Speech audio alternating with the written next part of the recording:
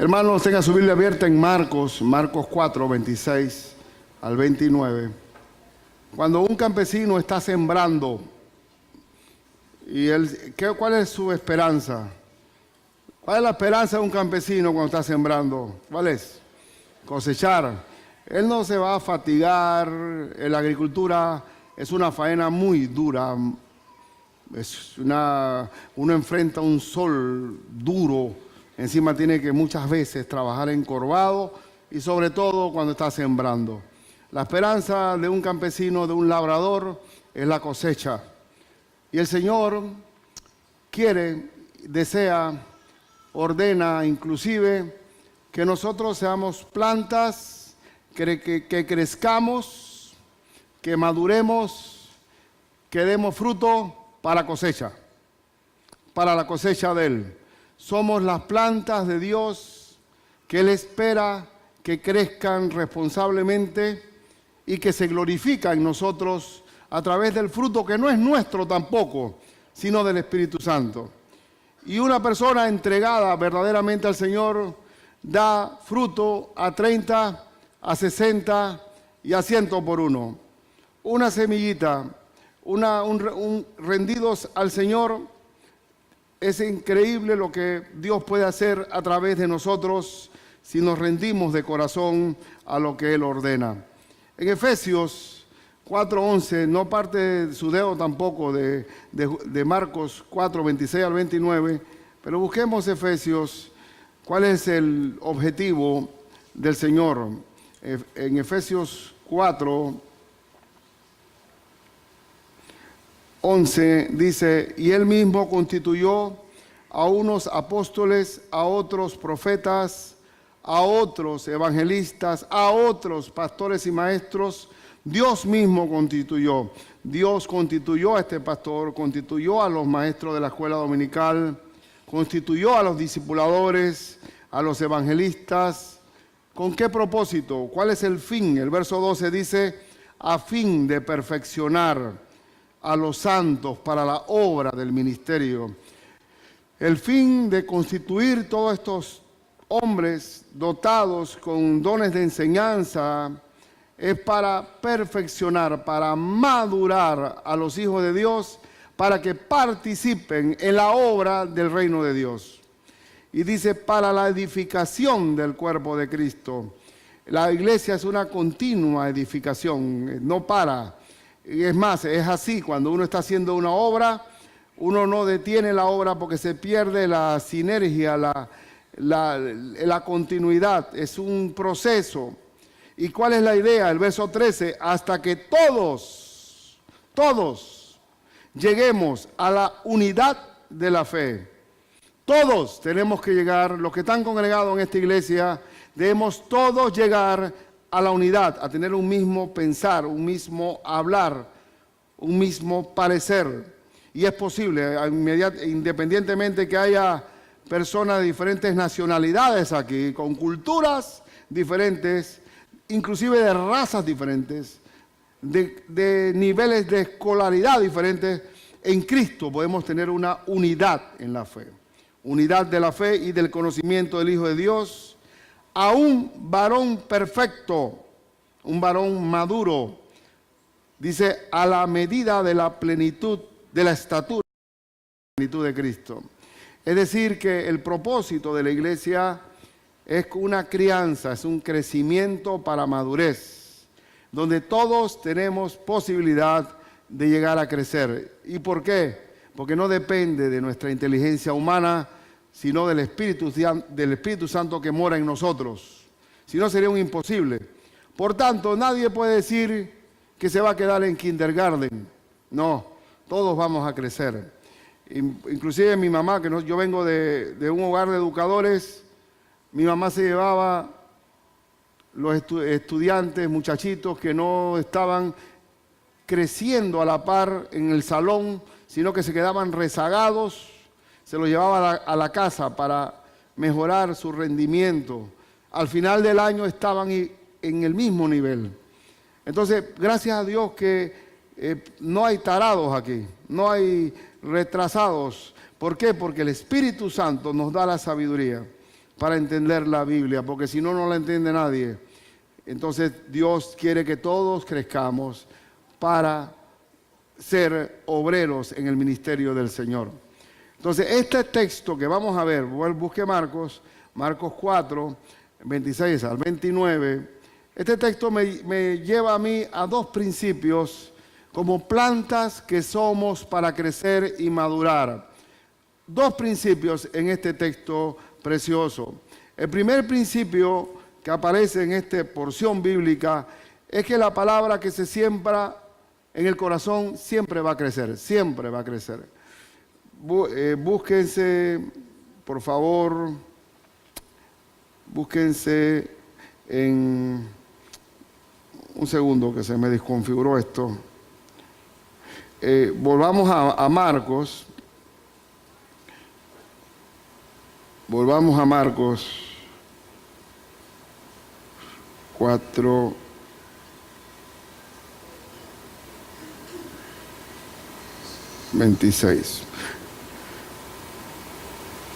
Decía además el verso 26, así es el reino de Dios como cuando un hombre echa semilla en la tierra. Mire qué forma más sencilla de exponer una verdad profunda a través de una ilustración sencilla.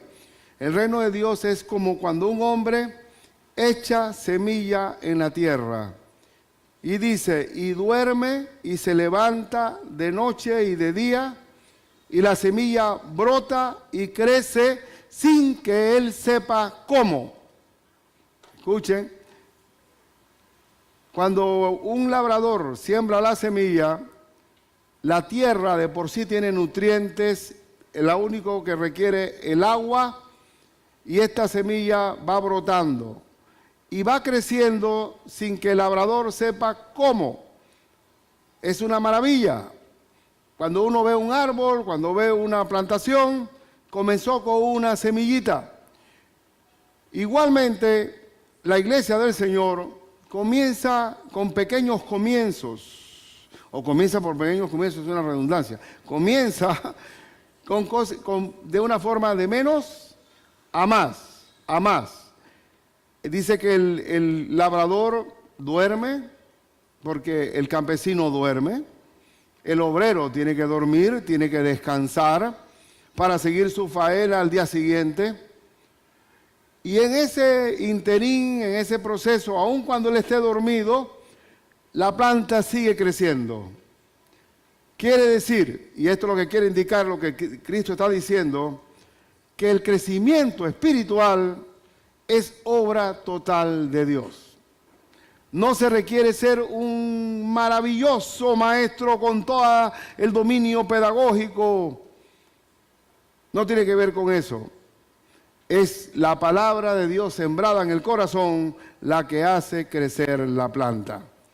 La que hace crecer la planta. Y una forma de explicarlo muy bien está en 1 Corintios 3, 6, 7. 1 Corintios 6, 3, 6. Dice la Escritura, yo planté, el apóstol Pablo plantó, o sea, sembró, y Apolos regó, era otro obrero, pero el crecimiento lo ha dado Dios. Así que ni el que planta es algo, ni el que riega, sino Dios, que da el crecimiento. Así que en la labor bíblica, en la enseñanza bíblica, gloria a Dios que no depende del que siembra, tampoco del que riega, que significa el discipulado, sino de la obra de Dios en cada uno de nosotros. Mi labor, o nuestra labor, es regar, que es enseñar la palabra, y el resultado es del Señor. El crecimiento es del Señor. Y el Señor ahí adentro de esa persona, en el corazón de la persona, hace docencia, hace crecer la planta. Esa planta con el tiempo tiene un proceso, pero inevitablemente siempre va a crecer. Basta que tenga la sinceridad de recibir con buen pecho la palabra de Dios y se va a producir el resultado. El resultado viene de una manera natural. Yo estuve analizando, ahora con este taller que tuvimos, me puse a estudiar bien el libro de Hechos, de cómo crecía la obra del Señor, cómo se daba este asunto, cómo no hay plan, el plan es del Espíritu Santo, no hay hombre. El hombre puede hablar, tirar línea, hacer estrategia, metodología, visión, misión, pero la obra es totalmente de Dios. Es increíble. Los que formaron la iglesia de Antioquía, allí en el libro de Hechos, fueron ni siquiera los apóstoles, fueron la gente que huía después de la persecución del apóstol San Pablo, donde hubo después del apedreamiento de Esteban. Huyeron gente común y corriente que comenzó a predicar la palabra en estos lugares y la gente recibió al Señor. Y después los apóstoles acá en Jerusalén comenzaron a pensar, Dios mío, esto se va a salir de control. Bernabé, por favor, averigua qué está pasando allá en Antioquía. Bernabé va, se queda impávido, atónito de ver que efectivamente esas personas recibieron al Señor y están creciendo. Y wow, no se regresa a dar el reporte, sino se queda viviendo allí en Antioquía y comienza a enseñar la palabra de Dios, pero como viendo que hay una multiplicación de discípulos, se acuerda de Saulo de Tarso, de Pablo, y lo va a buscar. Pablo está por allá en el exilio, oculto, y lo trae a Antioquía y comienza a reproducirse esa iglesia que comenzó con gente común y corriente a convertirse en el cuartel central de las misiones del Señor. De ahí salieron todas las demás obras. De una manera sencilla, si uno busca el comienzo allá en Filipos, porque el apóstol Pablo tenía la metodología que en cada ciudad que iba, primero iban los judíos. Tremendo lío. El judío escuchaba y al final de la disertación del apóstol, unos creían y los otros no creían. Y los que no creían buscaban la manera de apedrearlos, de sacarlos de la ciudad o de encarcelarlos. Y el Señor comenzaba así, cada ciudad. Hubo una ciudad como la de Filipos, que no tenía sinagoga. Las mujeres se reunían a la orilla de un río y él fue allá a dar con Silas, a predicar a la orilla de un río, y una mujer, puso el oído y recibe el evangelio, los hospeda en la casa, Lidia, y comienza la obra con una vendedora de púrpura, una comerciante como Lidia, y predicando la palabra quedan presos porque liberaron a una mujer endemoniada que hacía adivinación en el juego de baraja y todo eso, o me imagino, digo juego de baraja por decir algo. Y lo metieron preso porque se acabó la plata. Oye, ¿qué pasó? Ya no adivina esta mujer. Entonces meten preso a Pablo y a Silas. Y en esa cárcel es traspasado con el evangelio el carcelero. Cuando se estremecen los cimientos de la cárcel, se caen las cadenas, se abren las puertas. Y el carcelero se iba a hacer un harakiri. Y Pablo dice, no te hagas ningún daño, todos estamos aquí. Y va donde Pablo y con ese carcelero comienza la obra en Filipos. Entonces, ¿qué quiero decir con esto? Dios se manifiesta, se glorifica a través de personas sencillas como tú y yo, que llegamos a personas también común y corriente que sufren y que nosotros podemos llegar. Miren, estamos viendo nosotros en estos postreros tiempos en Europa inundada de sirios por millones. Hay más desplazados, refugiados en estos tiempos que después de la Segunda Guerra Mundial. Millones que están sufriendo el asunto de ISIS, del Estado Islámico de ISIS.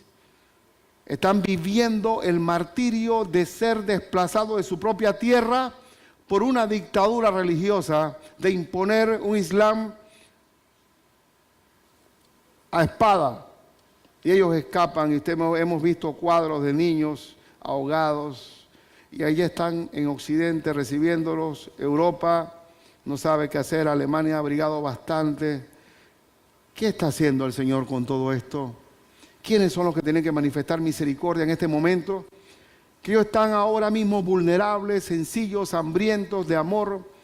Y Occidente, nosotros los cristianos, tenemos el acceso de poder expandir el evangelio ante esa gente. ¿Y saben qué? Es muy fácil hacerlo. Parece imposible. Pero los islámicos, igual que el mundo entero, le encanta la tecnología. Tienen el último celular.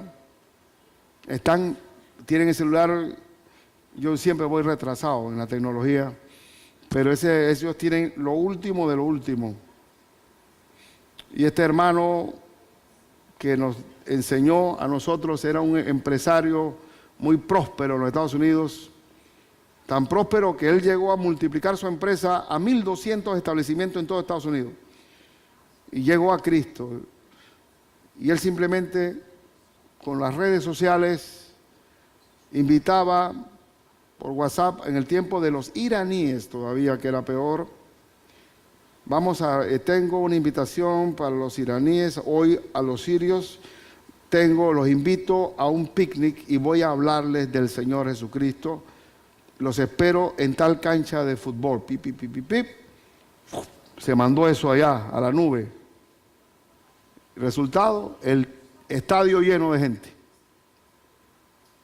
Bueno, aquí está la pelota, vamos a jugar fútbol.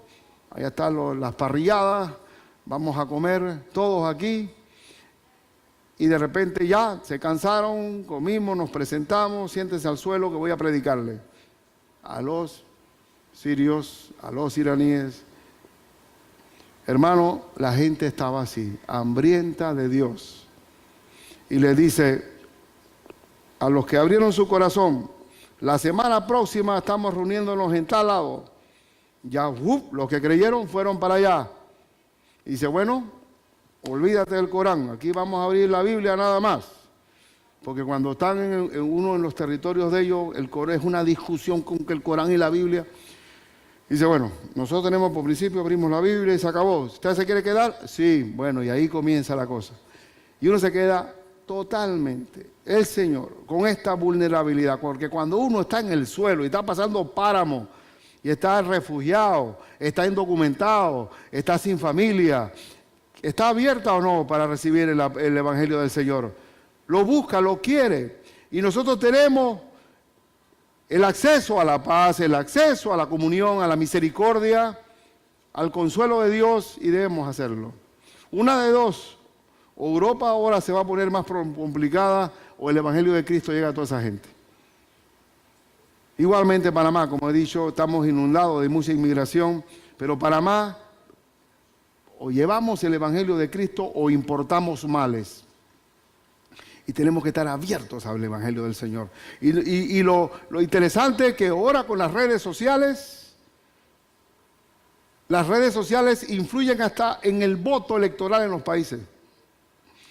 Las redes sociales permiten ahora tener una tecnología globalizada para llevar el Evangelio. Y este hermano cuenta que está, vamos a decir, en un avión de Panamá a Dubái y por Bluetooth manda la película de Jesús a todos los pasajeros que están ahí sentados, sin pedir permiso. Entonces, utilicemos, pero hay creyentes también que se asustan contra esto de la tecnología y de las redes. Esto es el advenimiento del anticristo. Ahora entiendo que el 666 que va a ser marcado en la frente y en la mano derecha, pues, que no se va a poder comprar ni vender, y el sello, y esto es totalmente la manifestación del diablo. Digo, momento, aprovechemos la tecnología. Cuando mi hermano David nos explicó muy bien que en vez de estar pensando en la globalización como la manifestación del diablo, oye, Cristo utiliza el mismo vehículo para llevar el Evangelio del Señor. Si cuando Cristo vino en un mundo globalizado también. El Imperio Romano dominaba todo el mundo. Cuando Cristo le dijo a aquel que lo estaba diciendo, ¿hay que pagar tributo al César o no? Mostradme una moneda. Y dice, bien, ¿qué cara ven ahí? César. Bueno, da a César lo que es de César. Y a Dios lo que es de Dios. ¿Quién mandaba en el mundo entero? Imperio Romano. Ahora estamos globalizados. Ya el capitalismo está en todos lados. Olvídate del comunismo. Eso ya está archivado. Ya eso de Venezuela, eso se va a caer. Cuba, toda esa cosa, Corea del Norte, ya eso es un plan archivado. Eso no tiene ninguna importancia ahora. Porque no conviene, porque ahora todos somos capitalistas, todo va a haber hay mercados comunes por todos lados, la eurozona, el Mercosur, los tigres del Asia, todo el mundo está globalizado porque la tecnología también permite que no haya fronteras, que podamos, y como decía mi hermano David, allá está un chino con los blue jeans rotos igual que acá en Estados Unidos, y tape las modas, en la música igual.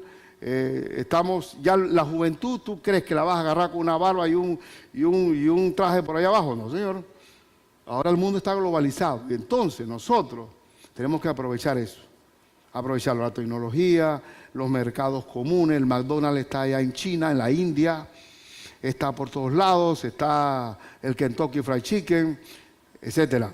Y entonces el mundo está así, pero lo que permite esto es tener una comunicación rápida del Evangelio a toda criatura. Y Cristo vino también en un mundo globalizado por el Imperio Romano. Ahora, hermanos, la palabra se siembra y va a crecer. Nuestra labor es sembrar y regar la planta. Pero si no salimos a sembrar, y lo que hacemos es asustarnos porque la maldad se está multiplicando y ahora hay más malos que buenos y ahora sí está la cosa seria, entonces sí va a haber más malos que buenos si no sembramos el mensaje del Evangelio. Y sobre todo un país como Panamá, con un porcentaje alto de cristianos, tenemos que todavía aún más evangelizar, sobre todo en un país con tantas etnias como Panamá. Que siempre he dicho que nosotros nos vamos a diluir. No extraño que un presidente sea de origen chino aquí en Panamá. Perfectamente, no lo dudo. Igualmente porque Panamá es una mezcla de mucha gente. Gloria a Dios, gloria a Dios. Porque los nacionalismos son problemáticos también. Segundo lugar, la palabra se siembra y crece. Y segundo, el crecimiento es un proceso hacia la madurez y la cosecha. Siempre hay que crecer para madurar y hay que crecer para dar fruto y hay que crecer también y dar fruto para la cosecha. Versículos 28 y 29, ¿qué dice? Veamos.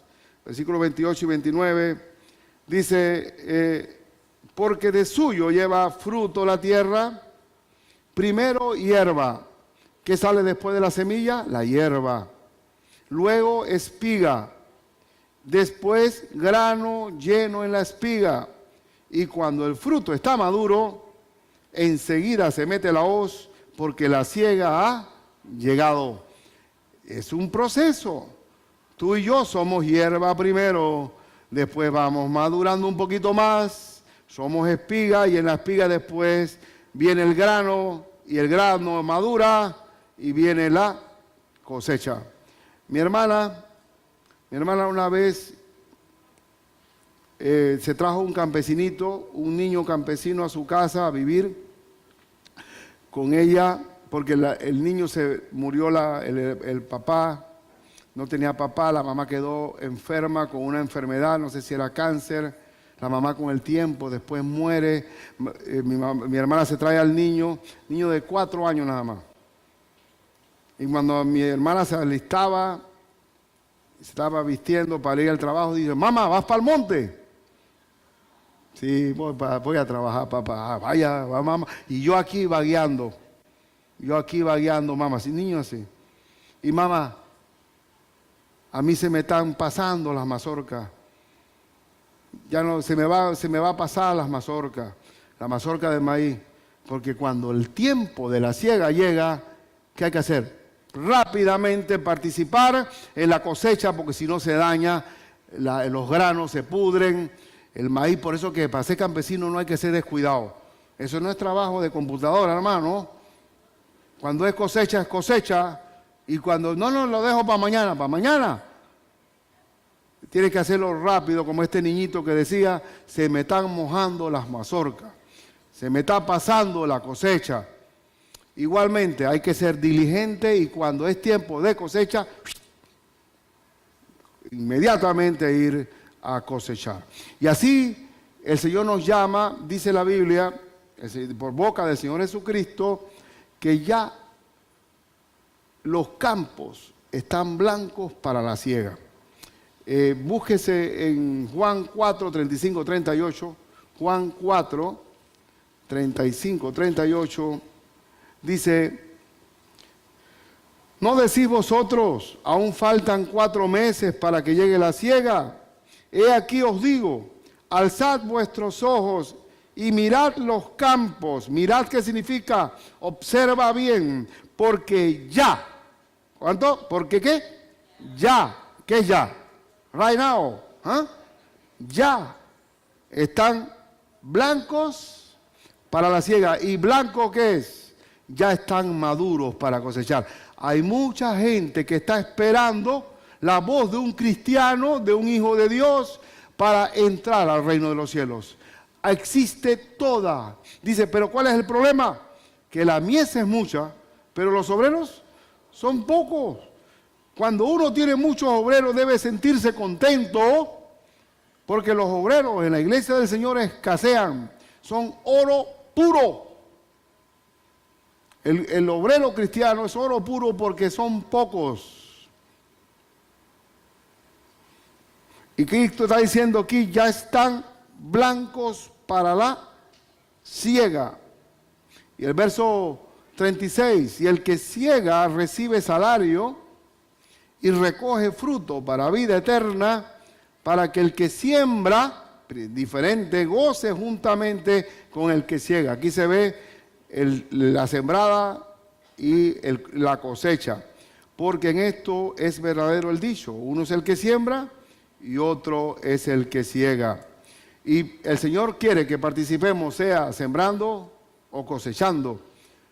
Es un proceso. Entonces, el proceso también internamente para nosotros es que maduremos en el servicio, maduremos en la palabra del Señor, maduremos entregándonos, maduremos porque todo esto pasará. Dice que el mundo pasa y sus deseos, pero el que hace la voluntad de Dios permanece para siempre. ¿Y a qué me importa a mí quién fue el que ganó el último mundial de fútbol? Yo sé ahora ni me acuerdo quién fue el que ganó. ¿Quién fue el que ganó el mundial? Alemania fue. Alemania, bueno, gloria a Dios por los alemanes que siempre hay. Bueno, pero ahora eso me ayuda a mí en algo como persona. Me ayuda a mí saber quién me lleva más goles en la Liga de Fútbol Española. No me atrae. Lo puedo ver el juego, pero de ahí poner mi corazón en eso. Hay hermanos que se pelean porque uno es Real Madrid y el otro Barcelona. Es una idiotez, oye. Verdaderamente que la vida es una suma de vanidades. Vanidad de vanidades. Todo es vanidad debajo del sol. Vanidad de vanidades. Si el hombre vive de vanidad en vanidad. Los carnavales pasaron y dejó algo para el que... No, pero gocé, pero ¿qué pasó? ¿Qué hiciste? ¿Qué? No, gocé, pero bueno, ¿qué gozaste? Bueno, y voy de nuevo, pero ¿para qué logras con eso? ¿Tienes plata? No tienes ni plata para que entren los niños a la escuela. Y me ha agradado, yo creo que la emisora han escuchado eso, porque escuché uno, después andan llorando los padres que no tienen la arroz, no tienen ni los libros ni los cuadernos, porque todos se lo gastaron en los carnavales. Usted sabe que yo con mi nieta juego adivinanza, ¿no? Y de chiquitita la ponían eso. A ver, es blanco, lo pone la gallina y se come. El huevo, abuelo, bien. Muy bien, entonces la paso diciéndole adivinanzas inventadas mías, ¿no? A ver, ¿qué significa darle vueltas a un parque echándole agua como un bobo detrás de una reina? Carnavales, abuelo. Muy bien, exactamente. Exactamente. Y la tengo aleccionada. Ay, hombre. La madurez la da el Señor. La madurez hace que vamos en un avance Ya nosotros una vez somos espiga y viene el grano, viene el fruto maduro, no vamos a volver a ser hierba. De aquí para adelante vamos ya hacia fruto que cuenta para vida eterna. Y todo lo que se haga en el nombre de Cristo y para su gloria será recompensado en los cielos. Yo prefiero, por eso que dice la palabra, ¿de qué te sirve vencer el mundo si vas a perder tu alma? ¿Qué es primero? ¿Yo te sabe lo que yo deseo? Que el Señor me diga, bien, mi amigo, bien, Ricardo, mi siervo amado y fiel, en lo poco has sido fiel, en lo mucho te pondré. Entra en el gozo de tu Señor. Yo quiero escuchar el halago de mi Señor, porque el hombre se olvida de los favores, hermano. Hay gente que le ha hecho campaña política y ahí viene el llanto del bobo, ¿no? Que vemos, hoy ese hombre que tanta campaña le hice y se ha olvidado de mí. Y tantos años que dediqué a esa institución y ni se acuerdan de mí. Y eso me lo fijé yo en mi pensamiento y en mi corazón. Porque siendo abogado tuve que pagar unos pagos a unos jubilados que tenían como 20 años de ser jubilados, o 15, póngale. Y el banco reconoce que tenía que devolver una plata. Y me acuerdo, oiga, mijo, estaba más joven, ahora soy yo señor igual que ellos. ¿Usted sabe quién fui yo? No, qué lástima. Yo fui gerente de esta institución aquí. Salí a las 10 de la noche, 11 de la noche. Y ahora nadie, ni un perro me conoce a mí aquí. Efectivamente, sembraste donde no había que sembrar, hermano. Y yo a veces cuando paso por ahí por la institución, que tuve 28 años, hermano, que no se fuman en pipa, como dicen por ahí. Y digo, ¿por qué demoré tanto en irme al reino celestial a predicar la palabra? Demoré. Y me veo la torre, digo, me acuerdo de aquellos trasnochamientos en esa torre, armando, tratando de hacer lo mejor de lo mejor.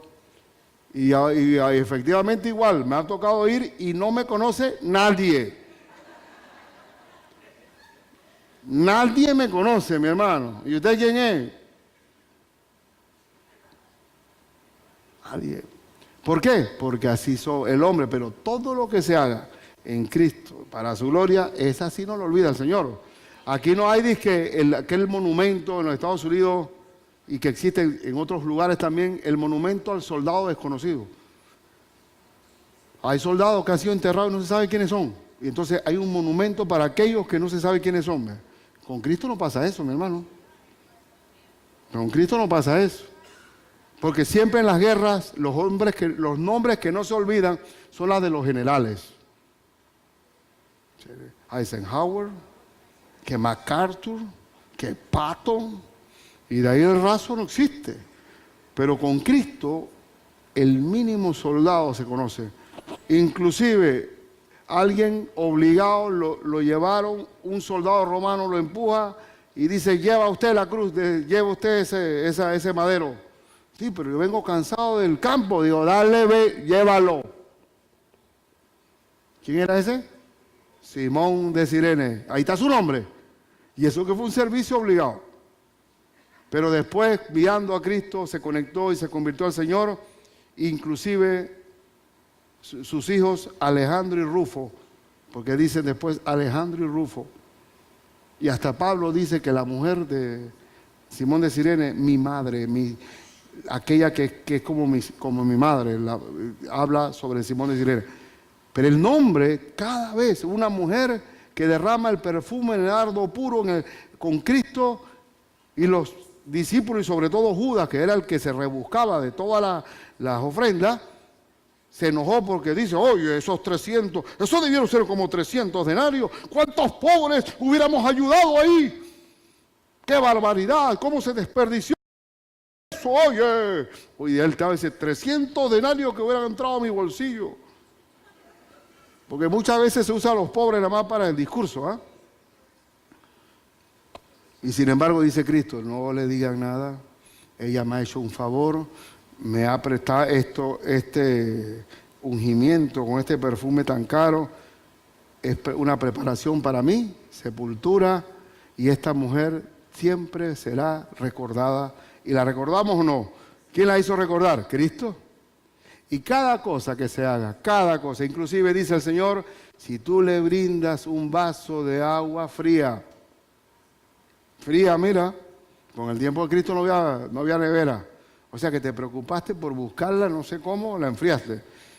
Y si se la das a uno de mis seguidores, también tendrá su recompensa. Ahora, ¿qué preferimos nosotros? ¿Ser recompensados por el mundo? Por favor, el mundo recompensa. Si la gente se olvida de los favores como los paraguas, hermano. Al Señor si no, Él no es amnésico. Y entonces, lo que estamos diciendo es que servir al Señor, el fruto maduro, la cosecha, va a tener efectos eternos. Y me encanta también que busquemos Isaías 55, versículos 10 y 11. Isaías 55, que es una alusión a la palabra de Dios. Dice, porque como desciende de los cielos la lluvia y la nieve, y no vuelve allá, sino que riega la tierra y la hace germinar y producir, y da semilla al que siembra y pan al que come, así será mi palabra que sale de mi boca. No volverá a mí vacía, sino que hará lo que yo quiero y será prosperada en aquello para que la envíe. La palabra de Dios produce, germina, hace crecer y nunca vuelve vacía. Por tanto, el resultado de la palabra de Dios en el corazón del hombre va a ser una planta que va a crecer, que va a madurar, que va a dar fruto y que ese fruto va a ser cosechado. Y que toda esa obra de crecimiento, madurez, fructificación, es obra del Espíritu Santo en nosotros. Es obra de Dios en nosotros. Yo pienso absolutamente que yo no sé cómo Dios se pudo valer de mí para colocarme como pastor. Yo creo que era la persona menos indicada para hacer. Pero sin embargo, el Señor quiso y me apartó para el Evangelio del Señor. Y lo digo porque una de las cosas que más me regañaba mi papá era que cuando íbamos allá a la finca o andábamos por ahí, yo no me acordaba el nombre de la gente. Y ese hombre sí se molestaba conmigo por eso. ¿Cómo eso se te va a olvidar a ti el nombre de la gente? Tú sabes que eso es una ofensa. Eso es una ofensa, tienes que aprenderte. Yo me sé hasta los nombres de los perros. Esa es la última vez que tú me dices, ¿cómo es que tú te llamas? Póngase un pastor que tenga 20 personas que dice y le diga, ¿cómo es que tú te llamas? Tenemos 8 años conocernos, pero no sé cómo tú te llamas. Y sin embargo, ahora como pastor, la gente misma se siente halagada que uno le diga por su nombre. Dice, Señor, tú me llamas por mi nombre. Y el Señor conoce sus ovejas. Igualmente yo, Señor, dame una vitalidad vitamínica para poderme acordar de todos los nombres. Ahora sí ya se me están agotando porque tengo que relacionarlos. Ya yo sé cuántos César hay aquí. Oh, qué bueno, ¿por qué no se ponen César todos? Pero ya tengo, y estoy haciendo un pareo, pero ahí cuando me vienen nombres así medio raros, digo, ¿con qué lo relaciono? ¿Con qué lo relaciono? Y ahora cobra vida lo que papá me decía, porque es importante, porque cada una de las personas que llegan a Cristo tiene una importancia singular, porque cada oveja está dotada por Dios con dones, con capacidades para servir en la obra, para dar fruto en la obra. Todos somos en una caja de herramientas de Él, una medida especializada. Y cuando uno comienza a ver a los hermanos sabiendo que cada uno trae dentro de sí un don especial, uno ve simplemente que Bendito sea el Señor por este hermano que está sumándose aquí. ¿Qué traerá este hombre de parte de Dios? Va a llenar algo que falta. Siempre es indispensable. No somos indispensables, pero en el cuerpo de Cristo somos interdependientes. Y yo siempre en mi carro, también por un consejo de papá, tengo una caja de herramientas. Pero a veces compraba unas herramientas baratotas, pero siempre tenía todas las herramientas. Ahora mi hermano Exo me regaló una tremenda caja de herramientas. Pero él mismo la fue armando y se pató la quitaba. ¿Por qué? Porque papá me decía, ten tu caja de herramientas, tú tienes un poco carro viejo, todavía no te has comprado el nuevo, necesitas una caja de herramientas. Digo, papá, pero yo no soy mecánico, no seas idiota, no es por ti, es por el mecánico que te va a ayudar. Siempre.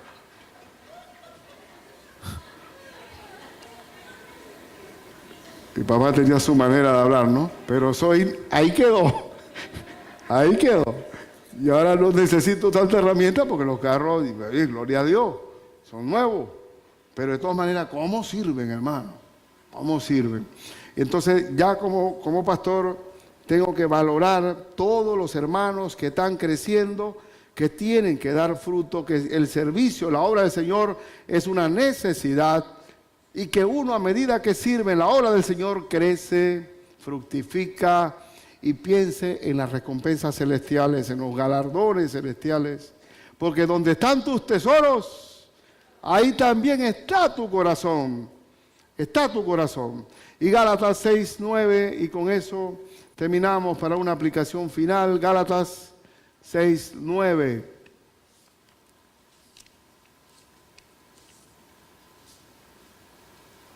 Gálatas 6:9 dice, no nos cansemos pues de hacer bien, porque a su tiempo segaremos si no desmayamos. Seamos campesinos.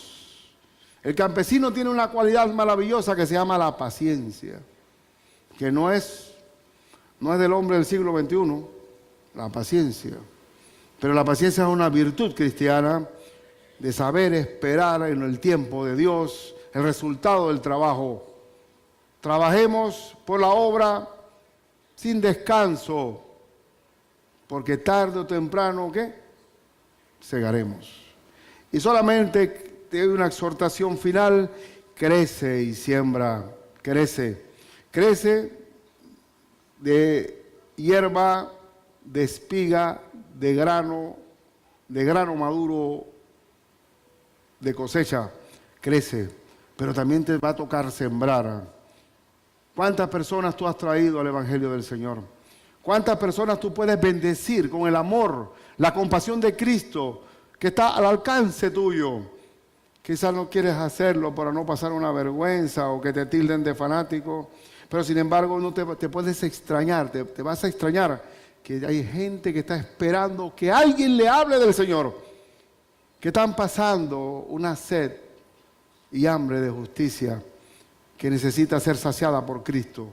Como decía Pascal, el famoso matemático, en el hombre hay un vacío que solamente puede ser llenado por Dios. Y ese lo tenemos nosotros.